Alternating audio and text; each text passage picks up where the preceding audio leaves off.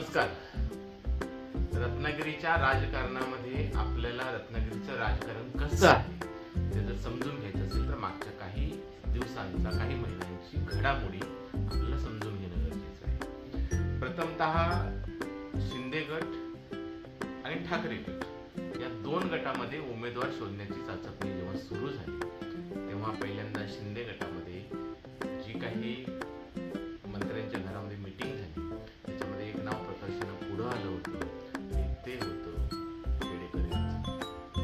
खेडेकरांची पार्श्वभूमी आणि त्यांनी व्यक्त केलेली पैसे जवळजवळ 10 कोटी रुपये खर्च करण्याची दाखवलेली तयारी हे समाज माध्यमावर त्यांच्याच काही कार्यकर्त्यांनी पसरवलं आणि जसा जसा तो सोर्स वाढत गेला तेव्हा ते नाव मागं पडलं. त्यानंतर समोर आलं ते नाव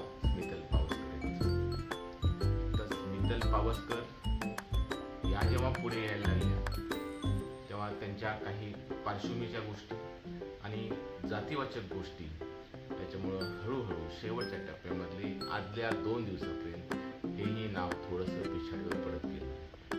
कारण समोर उमेदवार जो आहे तो आहे बाळासाहेब माने यांची सून म्हणजे शिवानी माने. राजकारणाचा कोणताही अनुभव जरी नसला तरी भाजप, शिवसेना आणि मराठा लॉबी या 3 गणितावरती यांनी ही सूत्र बांधलेली होती. आणि त्याच वेळेला रत्नागिरीच्या जातीय राजकारणाला सुरुवात झाली म्हणून शिल्पा सुर्वे हे नाव शेवटच्या टप्प्यामध्ये आदल्या दिवशी पाहिलं. खरं तर एकंदर बघितलं तर राजकारण इथंच थांबत नाही. पडद्यामागच्या ज्या हालचाली असतात त्या ठिकाणी पडद्यामागचा मोहरा हा काम करत होता. आणि जर मतांचा फरक बघितला तर जे राजकारणातले चाणक्य होते त्यांनी सांगितलं की 3 ते 3.5 हजार मतांचा फरक या दोघांच्या मध्ये पडणार आहे. आणि 3 ते 3.5 हजार मतांचा फरक जर तोडायचा असेल तर गरज आहे अशा एखाद्या शिलेदाराची की जो ही मतं फोडू शकेल. आणि त्यामध्ये पहिली एंट्री झाली ती म्हणजे बशीर मुर्तुजा यांची. ते प्रवाहापासून वेगळे झाले, वेगळ्या प्रवाहामध्ये मिसळले, अजित गटामध्ये समावेश झाले आणि त्यांच्या पत्नी बहिदा मुर्तुजा यांनी फॉर्म भरला आणि राजकारणाची सूत्र इथून पुढे हालायला लागली. त्यांच्यावर जबाबदारी आली फक्त 2000 ते 2500 मतं तोडण्याची. आता दुसरा चेहरा हवा होता की जो मराठा लॉबीची मतं फोडू शकेल. बऱ्याच प्रयत्नानंतर पुन्हा एक नाव समोर आलं ते म्हणजे आप पक्षाच्या मार्फत शिंदे मॅडम यांचं. आणि शिंदे मॅडमच्या रूपाने आपला एक मराठा चेहरा मिळाला आणि सामंत गटाला मराठा मतं फोडण्यासाठी एक चेहरा मिळाला. तर यावरती भाजपचे अध्यक्ष स्वतः यांनी काही स्टेटस ठेवला होता की हे जातीपातीचं राजकारण तुम्ही करत आहात. सावंतसाहेब भारतीय जनता पार्टी असो किंवा शिंदे गट असो गेल्या काही वर्षांपासून हीच जातीच्या पातीच्या राजकारणाची बीज या रत्नागिरीच्या मातीमध्ये रोवली जात आहेत. गेली 25 वर्ष तेच मुद्दे, गेली 25 वर्ष तेच प्रसंग आणि जसे सीन रिपीट होतात तसे गेली 25 वर्ष तेच सीन. तर काही घडामोडी या अशा व्हायला लागल्या की या रत्नागिरी जिल्ह्याचे पालकमंत्री, खरं तर त्यांच्यावर पूर्ण रत्नागिरीची किंबहुना राज्याची सुद्धा जबाबदारी आहे. तर त्यांनी जातीनिशी रत्नागिरी शहरातल्या या 65,000 मतदारांसाठी लक्ष घातलं. याच्यावरून आपल्याला अंदाज येऊ शकतो की ही निवडणूक किती महत्त्वाची आहे. इतकंच नाही तर राज्याचे प्रदेशाध्यक्ष रवींद्रजी चव्हाण यांना सुद्धा या निवडणुकीसाठी पूर्ण राज्याकडून लक्ष काढून रत्नागिरीमध्ये येऊन मीटिंग्स घ्याव्या लागल्या. याच्यावरून आपल्याला अंदाज असेल की माननीय पालकमंत्री आणि माननीय चव्हाण साहेब यांनी ही रत्नागिरी नगर परिषदेची निवडणूक किती प्रतिष्ठेची केलेली आहे. बरं, यामध्ये सगळ्यात मोठा तिढा असा आहे, भाजपचे अध्यक्ष राजेशजी यांची कन्या आणि ज्यांनी भाजपचंच काम केलं आयुष्यभर आणि ज्यांनी आता शिवसेनेमध्ये प्रवेश केला, वास्तविक पाहता ही भाजप मधल्याच एका कार्यकर्त्याची लढाई असं म्हणायला हरकत नाही. कारण बाळ माने यांनी संपूर्ण आयुष्य आपलं भाजपमध्ये घालवलं आणि राजकीय अपरिहार्यता म्हणून त्यांना या उद्धव बाळासाहेब ठाकरे गटामध्ये यावं लागलं. तर यावेळेला राजे सावंतांचीच मुलगी, बाळमानेंची सून, म्हणजे भाजपचाच हा एक आखाडा आहे. तर शिवानीवरती सुद्धा भाजपचेच संस्कार लहानपणापासून झालेले आहेत. त्यामुळे भाजपवाले आता किती सपोर्ट शिवानी माने यांना करतात हे 3 तारखेलाच आपल्याला कळणार आहे. पण या सगळ्या घडामोडीमध्ये एक लक्षात आलंय का आपल्याला की रत्नागिरीकर म्हणून जे मुद्दे 25 वर्षापूर्वी होते तेच आजही आहेत का? आजही ती शिक्षणाची सुविधा, आजही आरोग्याची सुविधा, आजही तेच रस्त्यांचे प्रॉब्लेम. आणि आपण काय करणार आहोत याचं जजमेंटल किंवा याची प्रगल्भता आजच्या या राजकीय पुढाऱ्यांच्याकडे आहे का? तर मला असं वाटतं की राजकीय आखाडा जेव्हा आपण बनवतो तेव्हा तो फक्त जातीचा आखाडा असता कामा नये. म्हणजे मुस्लिम 25% आहेत म्हणून त्या मुस्लिम व्होटर्सची गणितं वेगळी, हिंदू 60-65% आहेत तर त्यांची गणितं वेगळी. तर या सगळ्यामध्ये किंबहुना रत्नागिरीतच नव्हे पूर्ण महाराष्ट्रामध्ये आणि भारतामध्ये सामान्य नागरिक म्हणजे जनता म्हणजे मालक, संविधानच सांगतं की जनता मालक आहे. तर याला कुठेतरी दुर्लक्षित केलं जातं का? किंवा जातीवादाच्या संभ्रमामध्ये यांना कुठे अडकून ठेवलं जातं का? हा विचार कधी करायचा आहे? तर रत्नागिरीतील जनता स्तुज्ञ आहे. आता रत्नागिरीमध्ये कुसुमताईंच्यापासून जो एक वारसा लाभलेला आहे, एक परंपरा लाभलेली आहे, ती एक वैचारिक लेवलची पात्रता या रत्नागिरीच्या लोकांमध्ये आहे. ज्या जिल्ह्यामधल्या मातीमध्ये 5-5 भारतरत्न देण्याची क्षमता आहे, तिथले लोक, तिथली जनता, म्हणजे मला बोलायला कठीण वाटतं की इतकी शंठ कशी होऊ शकते की रस्त्यावर काही प्रॉब्लेम असतील तरी आवाज नाही, जनतेमध्ये काय घडत असेल तरी काही प्रॉब्लेम नाही. 20 वर्ष रस्त्यावरती गुरं फिरत आहेत, ॲक्सिडेंट होत आहेत. माझ्या समोर या 4 दिवसापूर्वीच एका गुराचा ॲक्सिडेंट झाला, त्याचा पाय मोडला आणि ते बिचारं लंगडत लंगडत चालत आहे. इवन त्याच्या पुढे जाऊन त्याच्या गळ्यामध्ये एक प्लॅस्टिकचा टब अडकला होता, त्यामध्ये ते भरकटत होतं, गाड्यांच्या समोर येत होतं. हे माझ्यासारख्या एका सामान्य व्यक्तीला, एका नागरिकाला दिसू शकतो. तर मग सो कॉल हे कुणी असोत, म्हणजे मला 1-2 पक्षांचं म्हणायचं नाही आहे.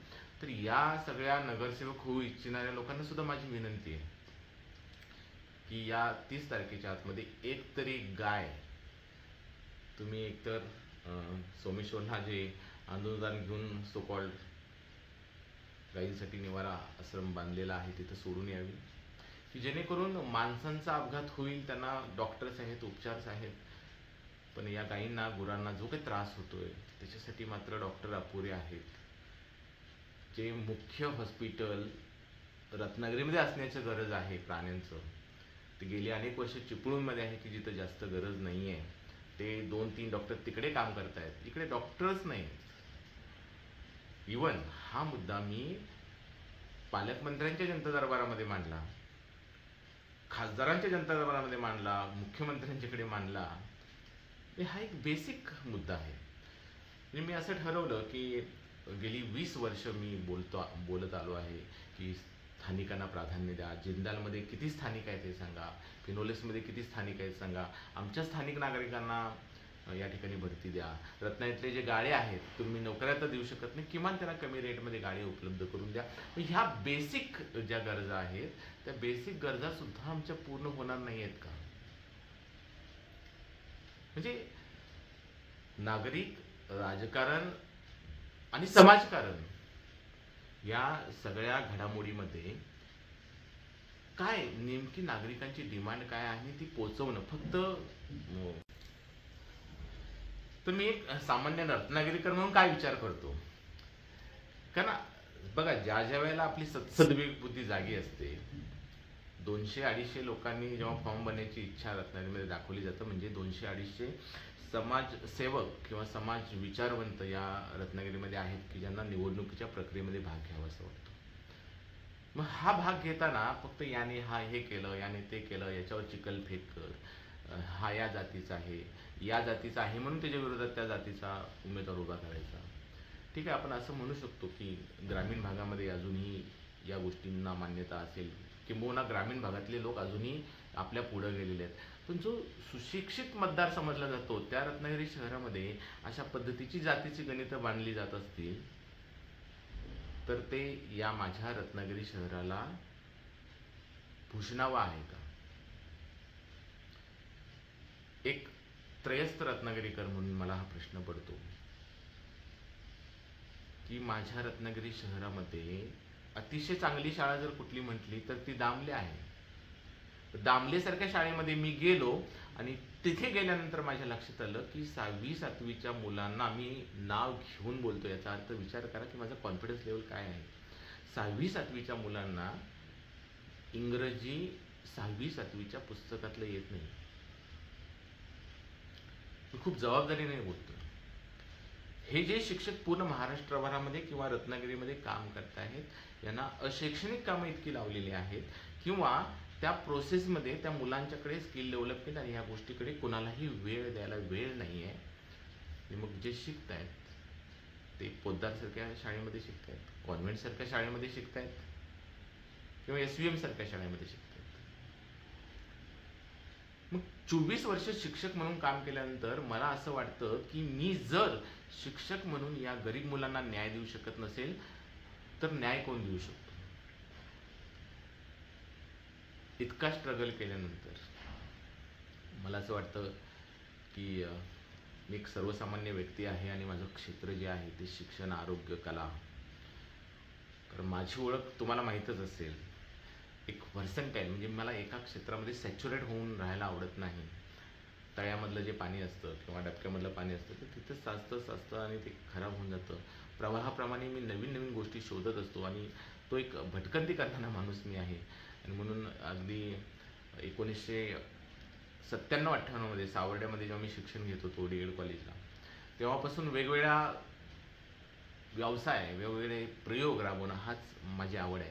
मला एका जागेला स्थिर स्थावर होऊन तेच गोष्ट करणं हे कधीच पटलेलं नाही आणि म्हणून मी आयुष्यामध्ये प्रयोग करत आलो. 1997-98ला मी हिप्नोटिझमचे प्रयोग केले. 99मध्ये मी कथाकथनाचे प्रयोग केले. 2000मध्ये मी मार्लेश्वरचा कोकणातला पहिला व्हिडिओ अल्बम रिलीज केला.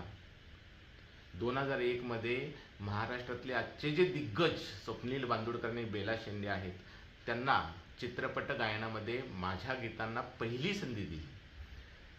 म्हणजे काही गोष्टी असतात त्या आपल्या हातून घडून जातात. मलाही माहीत नव्हतं की हे मोठे गायक होणार आहेत. पण 2001मध्ये जेव्हा मी जिगर स्टुडिओ वरळीमध्ये गाणी रेकॉर्ड केली आणि त्याचा व्हिडिओ सुदैवानं आजही माझ्याकडे आहे की बेला आणि मी एकत्र चहा पितोय किंवा स्वप्नील आणि मी एकत्र चहा पितोय. रवींद्र साठेंनी माझ्या गायनांना संगीत दिलं आणि त्यावेळेला माझा जो काव्यसंग्रह होता जिव्हाळा हा महाराष्ट्रामध्ये फेमस झाला होता. कादंबरी लेखन, कविता लेखन या क्षेत्रामध्ये वळता वळता लहानपणीचं एक स्वप्न होतं चित्रपट निर्मितीचं. तिकडे मी वळलो, तो चित्रपट तयार केला. यश अपयश हे येतच राहतं आणि महाराष्ट्रातल्या 200 टॉकीजमध्ये हा चित्रपट रिलीज केल्यानंतर मला अनेकांनी सल्ला दिला होता की हा चित्रपट निर्मिती संस्था जी आहे ती मुंबईला रजिस्टर कर. तेव्हा मी ठामपणे विरोध केला आणि मी सांगितलं की मी ज्या मातीमध्ये राहतो त्या मातीचा मला अभिमान आहे आणि म्हणून रत्नागिरीतली पहिली चित्रपट संस्था म्हणून नोंदणी करण्याचं भाग्य किंवा कोकणातली किंबहुना मी चित्रपट महामंडळाचा सदस्य अ वर्ग आहे. तिथे मी जेव्हा माहिती करून घेतली तर पहिली चित्रपट संस्था म्हणून हिंदी आणि मराठी दोन्हीचा मान मला मिळाला. रत्नागिरी जिल्ह्यातलं पहिलं फ्लेक्स प्रिंटिंग, रत्नागिरी जिल्ह्यातील पहिला डिजिटल फोटोग्राफी, रत्नागिरी जिल्ह्यातलं पहिलं सायबर कॅफे, रत्नागिरी जिल्ह्यातल्या पहिल्या बऱ्याच गोष्टी, पहिली वेबसाईट, रत्नागिरी जिल्ह्यातला पहिला कॉम्प्युटर सेल्सचं युनिट, हे सगळं म्हणजे माझा प्रवासच असा आहे की मला एकाच जागेला एकाच ठिकाणी मी काळाच्या 5 ते 10 वर्ष पुढे विचार करतो. इव्हन आजकालच्या काळामध्ये विचार केला तर रत्नागिरीतली शिवसृष्टी जी कन्सेप्ट होती, ती पुतळ्यांची जी कन्सेप्ट होती ती सुद्धा माझी होती. रत्नागिरीमध्ये हे मी माझा मोठेपणा सांगण्यासाठी मी हा व्हिडिओ नाही बनवत आहे. रोज संध्याकाळी 7 वाजता मी तुम्हाला भेटायला येणार आहे. हे याचसाठी किती मोठा आहे हे मला सांगण्यासाठी मी इथं उभा नाही. पण जेव्हा मी शिक्षक म्हणून काम करतो आहे, तेव्हा माझ्या लक्षात आलं की ग्रामीण भागातल्या या मुलांचं काय पाप आहे. ह्या सेवा सुविधा, ह्या शिक्षणाची क्वालिटी यांच्यापर्यंत पोहोचत नाही. आणि 24 वर्ष ते फ्रस्ट्रेशन, ती समाजाप्रतीची भूमिका ही एक लेखक म्हणून मी कुठेतरी आतमध्ये साठवत गेलो होतो.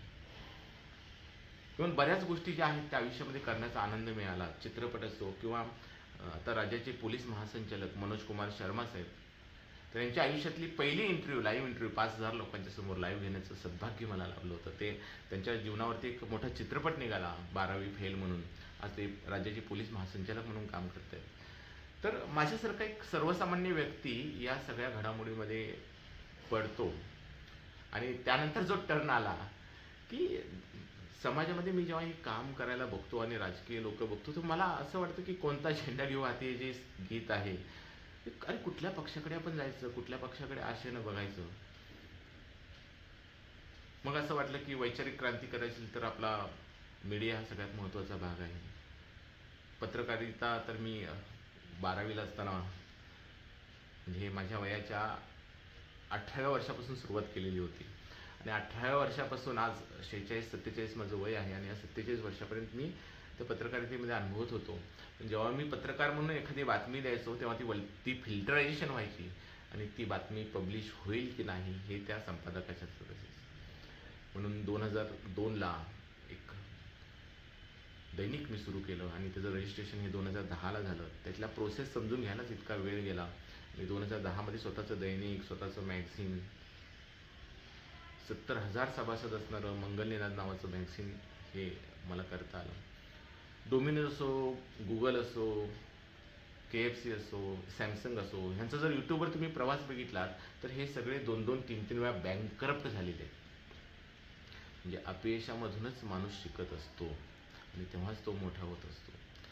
आणि इतक्या वेळेला यश आणि अपयश, कारण ज्या क्षेत्रामध्ये मी पाऊल ठेवलं त्या क्षेत्रामध्ये माझा दबदबा मी निर्माण केला. मी प्रिंटिंगमध्ये पाऊल ठेवलं तर माझ्या पुढे कोणी जाऊ शकत नव्हतं. मी कॉम्प्युटरमध्ये पाऊल ठेवलं तर कॉम्प्युटरमध्ये कोणी जाऊ शकत नव्हतं. मी CCTVमध्ये गेलो, कारण मी जे क्षेत्र सुरू करतो ते समजायलाच लोकांना 1 वर्ष 2 वर्ष जातात. आणि त्यावेळेला माझं क्षेत्र मात्र पुढच्या स्टेपला गेलेलं असतं.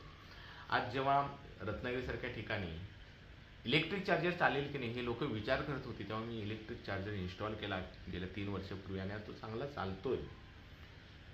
हे सगळं सांगण्याचा उद्देश हाच आहे की एक प्रवीण किने नावाची व्यक्ती, जिला आपल्या निसर्गाबद्दल, या सह्याद्रीबद्दल प्रचंड वेळ आहे. म्हणजे वयाच्या 7व्या वर्षी सह्याद्रीचे गावे गाणे हे गीत मी लिहिलं होतं आणि ते फेमस झालं होतं. म्हणजे 7वीला असताना. इतकं प्रचंड प्रेम या मातीवरती माझं आहे. मी या मानसिकतेचा आहे की घाटावर गेलो, नगरला गेलो, कुठेही गेलो, बिहारला गेलो तर कुठलाही वाद तिकडे नाही आणि माणसानं स्वीकारलं जातं. तसं मोकळ्या मनाने माणसांनी विकासाला स्वीकारलं पाहिजे. आणि हे स्वीकारताना जो दृष्टिकोन आहे महत्त्वाचा, तो विकासाचा दृष्टिकोन तुमच्या मनामध्ये निर्माण झाला पाहिजे. मी जो बोलतोय तो आतून बोलतोय हे कदाचित तुमच्या लक्षात येत असेल. कारण काय, जेव्हा तुम्ही राजकारणामध्ये येता, समाजकारणामध्ये येता, तर राहुल गांधींना पप्पू ठरवण्यासाठी सोशल मीडियाने जितकं काम केलं, एक चांगल्या सुशिक्षित उमेदवाराला पप्पूची इमेज लावण्यासाठी सोशल मीडियाने सगळ्यात महत्त्वाची भूमिका बजावली. आणि सर्वसामान्य लहान मुलं सुद्धा त्यांना पप्पू पप्पू म्हणायला लागली. पण 2023 आणि 24 या काळामध्ये लोकांना कळलं की अरे हा पप्पू नाही. ह्याच सोशल मीडियानं त्यांना ती नवी ओळख दिली की युवकांचा एक नवा चेहरा. म्हणजे मी जस्ट एक्झाम्पल देतो, मी कोणाचंही या ठिकाणी सादरीकरण नाही करत आहे, कोणाची तरफदारी नाही करत आहे. हे सोशल मीडियामध्ये जेव्हा मी सिस्टीमच्या विरोधात बोलायला लागलो, मी प्रशासनाच्या चुकीच्या विरोधात बोलायला लागलो, तेव्हा मला अशा बातम्या यायला लागल्या की मी किती वाईट व्यक्ती आहे. पण मला असं कळलं की गेल्या 25 वर्षामध्ये जो मी वाईट नव्हतो, तर समाज माध्यमातून लोकच मला विचारायला लागले की अरे तू असं केलंयस, तू तसं केलंयस. म्हणजे मी किती वाईट आहे हे मला या सोशल मीडियामधनं, या लोकांच्यामधनं कळायला लागलं. पण ठीक आहे, जसं लोकांना पप्पूचा राहुल गांधी कळायला वेळ लागला, तसा प्रवीण किने कळायला सुद्धा कदाचित वेळ लागेल. तर शासनाच्या योजनेचा फायदा घेऊन जे राजकीय कार्यकर्ते फायदा घेतात तो सामान्य तळवातल्या गळ्यातल्या लोकांना मिळाला पाहिजे आणि त्यांना बिझनेसमध्ये उभं करून वशिष्ठीसारखा एक चांगला प्रोजेक्ट जसा की त्यांनी चिपळूणमध्ये राबवला, वारणासारखा प्रोजेक्ट, अमूलसारखा प्रोजेक्ट हा माझ्या कोकणातल्या मुलांनी राबवला पाहिजे. हजारो एकर जी जमीन आमची पडून आहे ती जमीन डेव्हलप झाली. अमूल असो, गोकुळ असो, वशिष्ठीसारखा रत्नागिरीमध्ये एक धाडशी प्रयोग असो, तर अशा पद्धतीचे प्रयोग या तरुणांनी राबवले पाहिजेत. यांनी गुगलची हिस्ट्री, डॉमिनोजची हिस्ट्री, सॅमसंगची हिस्ट्री, अगदी पेप्सी, कोका कोला यांची हिस्ट्री बघितली पाहिजे की 2-2 वेळा दिवाळखोर झालेल्या कंपन्या आहेत. मी स्वतः 170 बिझनेस केले आणि त्यातल्या 71 बिझनेसमध्ये मी अपयशी झालो, पण 100 बिझनेसमध्ये मी टॉपरच ठरलो. म्हणजे मी ज्या बिझनेसमध्ये प्रवेश करेन त्या बिझनेसला टॉपमध्ये नेण्याचं सामर्थ्य माझ्यामध्ये आहे. तर हा खूप मोठा विषय आहे की बिझनेसवर बोलणं आणि त्याच्यावर तुम्ही 4-4, 5-5 तास तुम्हाला बोलू शकेन, कारण तो माझा हक्क आहे, कारण मी तेवढं बिझनेसमध्ये काम केलेलं आहे, शैक्षणिक गोष्टीमध्ये काम केलेलं आहे, टेक्नॉलॉजीमध्ये काम केलेलं आहे. मग या कामाचा मूळ गाभा जो आहे की आपल्या घरदार सांभाळणारी गृहिणी जी असते ती गृहिणी घराचं मॅनेजमेंट छानपैकी करत असते. त्या गृहिणी राजकारणामध्ये उतरलं पाहिजे. म्हणून मी माझी सौभाग्यवती प्राजक्ता प्रवीण किने यांना विनंती केली आणि तिने मोठ्या मनाने ते मान्य केली. पण आम्हाला माहिती आहे की आम्ही 400-500चा टप्पा गाठू की नाही हे आम्हाला माहीत नाही, पण प्रतिष्ठित राजकारण्यांना आव्हान देण्याचं काम आम्ही केलेलं आहे आणि ते आव्हान मतांच्या माध्यमातून रत्नागिरीकर ठरवणार आहेत की कुणाला किती श्रेय द्यायचं, कुठल्या प्रकारे कुणाला सहकार्य करायचं. याच्याबद्दल मी भविष्य व्यक्त करणार नाही आहे. म्हणजे काही जण म्हणतात याला 100 मतं पडतील की नाही माहिती नाही आहे आणि याच्याबद्दल मला जायचंच नाही. पण या लोकांना मी एक आव्हान करण्यासाठी ही सीट नगराध्यक्षपदाची लढवलेली आहे आणि ते आव्हान जे आहे ते आव्हान महत्त्वाचं आहे की तुमचं लक्ष रत्नागिरीतल्या शैक्षणिक व्यवस्थेकडे, तुमचं लक्ष रत्नागिरीतल्या आरोग्य व्यवस्थेकडे आणि जे रत्नागिरीचं गणपतपुळ्याचं टुरिझम आहे, जे रत्नागिरीचं टुरिझम आहे की ज्या खराब रस्त्यामुळे, किंवा मी फक्त रत्नागिरी शहरापुरतं बोलत नाही, अख्ख्या जिल्ह्याची अवस्था आहे. मालवणमध्ये तेच टुरिझम ट्रान्सफॉर्म होत चाललं आहे वेगळ्या पद्धतीने. 50% टुरिस्ट रत्नागिरीचे मालवणकडे जात आहेत, गोव्याचे 50% मालवणमध्ये येत आहेत. हे जे त्यांचं बिझनेस इन्फ्रास्ट्रक्चर वाढत चाललेलं आहे त्याच्या पाठीमागे सुद्धा काही कारणं जी आहेत याला सुद्धा राजकारणाने चांगलं अस्तित्व निर्माण करून दिलेलं आहे. तशा पद्धतीचे प्रयत्न या पालकमंत्र्यांचे सुरू आहेत, विरोधी पक्षाचे सुरू आहेत आणि सगळी लोक आपल्या रत्नागिरीबद्दल प्रेम आहे म्हणूनच इतकी वर्ष निवडणुका लढवत आहेत, काही जिंकतायत काही हरतायत. हा जिंकण्या हरण्याचा प्रश्न वेगळा आहे. माझा प्रश्न तुम्हा नागरिकांसाठी आहे की मी प्रवीण किने, एक प्राथमिक शिक्षक, एक उद्योजक, एक 2 ते 3 हजार महाराष्ट्रामध्ये सेमिनार घेतलेली व्यक्ती, आमची नावं नेहमी इतिहासामध्ये वेड्यांच्या, आमची नावं ही नेहमी इतिहासामध्ये वेडा म्हणूनच लिहिली जातात आणि आम्हाला एक धडा होता हो ना आपटेंचा, वेडे व्हा. कारण या देशाला स्वातंत्र्य मिळवण्यासाठी वेडच व्हावं लागलं. जे वेडे होते तेच फाशी गेले, तेच इंग्रजांशी लढले, जे शहाणे होते ते घरामध्ये राहिले. जर वेड्यांनी काम केलं नसतं तर देशाचा इतिहास बदलला नसता. म्हणून मी एक वेडा आहे आणि ध्येय वेडा आहे. फक्त वेडा नाही आहे तर ध्येय वेडा, एक निश्चित ध्येय आहे. आजपर्यंत ध्येय होतं की स्टॅबिलिटी आणि डेव्हलपमेंट, आणि त्याच्यामध्ये आयुष्यातल्या वेगवेगळ्या टप्प्यामधून जाताना अतिशय चांगला प्रवास माझ्या आयुष्यात झाला. आणि या प्रवासामध्ये एका 8x8च्या रूममधून एका चांगल्या बंगल्यामध्ये राहण्यापर्यंत मी माझी मजल मारली. करोडपती होण्याचं स्वप्न हे प्रत्येकाचं असू शकतं, पण माझी मुलगी आज एक चांगली ट्रेकर आहे, एक चांगली सेलिब्रिटी आहे. ती एका 96 कोळी मराठा घराण्याशी जोडली गेली. आता जातीपातीचं राजकारण जेव्हा येतं तेव्हा मी स्वतः, काही लोक असं मला सांगतात की तुझी जात सांगू नकोस. मी जैन आहे, महाराष्ट्रीयन जैन आहे आणि मी अभिमानाने सांगतो, कारण मी अहिंसेचं प्रतीक आहे. मी कधी नॉनव्हेज नाही केलं आहे, मी कधी ड्रिंक नाही केलं आहे, मी कधी सिगरेट ओढलेली नाही आणि याचा मला अभिमान असला पाहिजे. कुठल्या गोष्टी लपवण्याची काय गरज आहे? My life is a open book. मी जे चांगलं आहे, मी वाईट आहे, मग माझं चांगलं पण माझं वाईट पण हे माझं आहे. पण मी जेव्हा समाजामध्ये येतो तेव्हा माझी जी स्वप्न असतात ती समाजाची स्वप्न असतात. म्हणून मित्रांनो, प्रस्थापित राजकारण्यांना माझा एक प्रश्न आहे आमचा एकही नगरसेवक नाहीये, आमचा एकही कार्यकर्ता नाहीये, पण त्या भाजीवाल्याचे प्रश्न, त्या रिक्षावाल्याचे प्रश्न, त्या टुरिझमचा बिझनेस करणाऱ्या माणसाचे प्रश्न, रात्रंदिवस त्या अशैक्षणिक कामामध्ये गुंतलेल्या शिक्षकाचे प्रश्न, शाळा बंद पडल्यानंतर 2000 रुपयासाठी फेऱ्या मारणाऱ्या त्या आजी आजोबांचे प्रश्न, गावं रिकामी होत चालली आहेत, गावामध्ये आजी आजोबा राहत आहेत, उदास आहेत, त्यांचे प्रश्न, याची जाणीव आम्हाला आहे.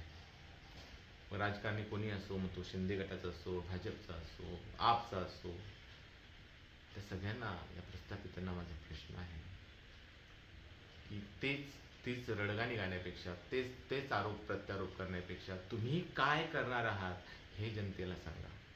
यानं हे केलं, त्यानं ते केलं, त्यांनी दिल्लीमध्ये अशी वाट लावली, असं चांगलं केलं, हे नको आहे आम्हाला. माझा अजेंडाच यासाठी आहे.